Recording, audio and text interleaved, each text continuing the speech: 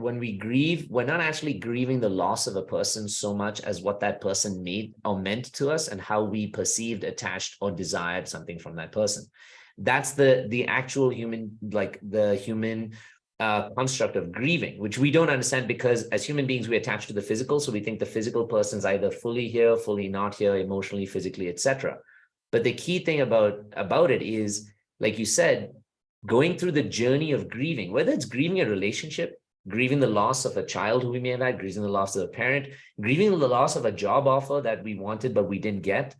When we allow ourselves to grow, like you said, through the process of that grieving, we're allowing ourselves to recognize that, fuck, this meant a lot to me, or I really wanted this, or I needed more from this, and it couldn't be there for me. And that's a huge part, which a lot of the times, like you may have said or thought in therapy, we try to invalidate, where everybody's just like, pick your head up, just jump on forward, just move it. I think that also happens because of the fear of victimization. So a lot of therapy that exists out there is almost like a shadow work response. This may sound really deep to you guys, so like, forgive me if it is, but it sounds like it's just a projection of people being afraid to deal with a lot of the heavy feelings that they have. So naturally, the first thing that they're doing is like, pick up and move, build your confidence, like go up and do that, because people are afraid of sitting with the painful feelings. Now, the reason people are afraid of sitting with those painful feelings more often than not is because for a lot of us, it can take us down a fucking rabbit hole that can get really painful, really ugly, and really hard. And in that process, a lot of us bypass it. But when you bypass it, you don't actually heal it. And so it keeps coming up over and over again in different ways, including, as we talked about here, in our relationships. So when we do reparenting, which is why reparenting is such a strong word here, we're consciously focusing on the fact that we wanted something from this parent, from this mother, from this friend, from this job, from this human being, but that they could not give it to us. Now, you can therefore, from there, fork into two directions, where one way you start hating them for it, and you're like, fuck them for not giving it to me. And honestly, that's also a part of grieving, which at the start, you have to deal with the resentment that comes out with not having had your needs met. But by processing that, you must allow it to go through and release it, so that you can focus on to the next thing, which is like, okay, now, like, I'm not going to lie. My girlfriend has this amazing strategy where she says when she has rejection, she has 1 hour where she's allowed to bitch, feel angry, shame, like do whatever she wants to herself. And then she says, after that 1 hour, if I don't get out of it, I want you to provide me a reminder to get out of the space. And at the start, it was really weird for me because I process very differently, but to see herself like shitting on it, crying or whatever was her method of being like, okay, I've had my permission to feel. Now I need to empower myself out of it. For a lot of us who have a difficult time grieving, think about this. Have we had our time as children to be upset? Have we had our space as children to feel sad? Have we had our space as like when we were growing up to be angry about something that didn't work our way? Most of us have not, which is why we unconsciously invalidate this feeling so that now when we get to this moment of grieving, we're like, oh, same story, different day, same action. I'm just going to ignore myself and invalidate it. But then the pain eats at us. We look at a partner, and in the partner, we see a mom who couldn't really love us and show us, and that will show up for us, and that also destroys us.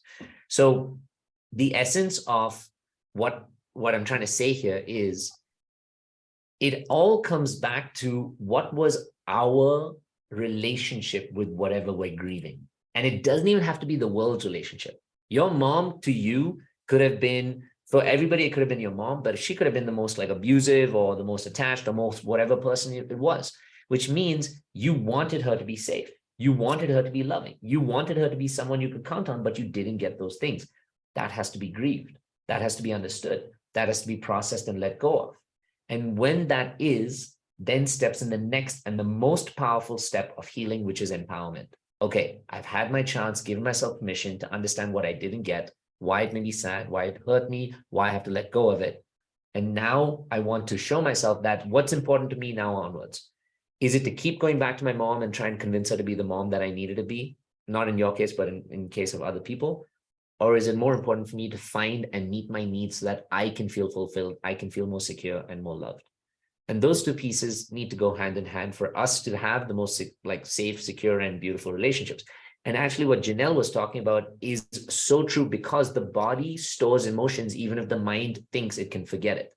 The nervous system naturally is designed to just process and hold on to trauma, which is why you may still be feeling uncomfortable that this grieving is not fully done. It's because something in your body keeps eating at you. Even though you may express yourself, and this is for all of you, even though you may express yourself, there's part of you that just feels really traumatized and difficult. So the concept of somebody brought up like rage rooms or places where you just like go and like, break shit or get angry, that's for nervous system release. And it's helpful, and it's helpful temporarily. But what's more helpful on a semi-permanent or permanent basis is understanding, what am I really releasing here?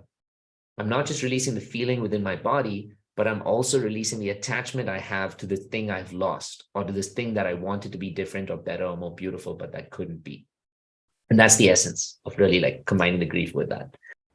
Hey, and welcome to the Inner Yats YouTube page. If you like our content, make sure you click the like and the subscribe button so that you get more of these amazing videos that keep coming your way.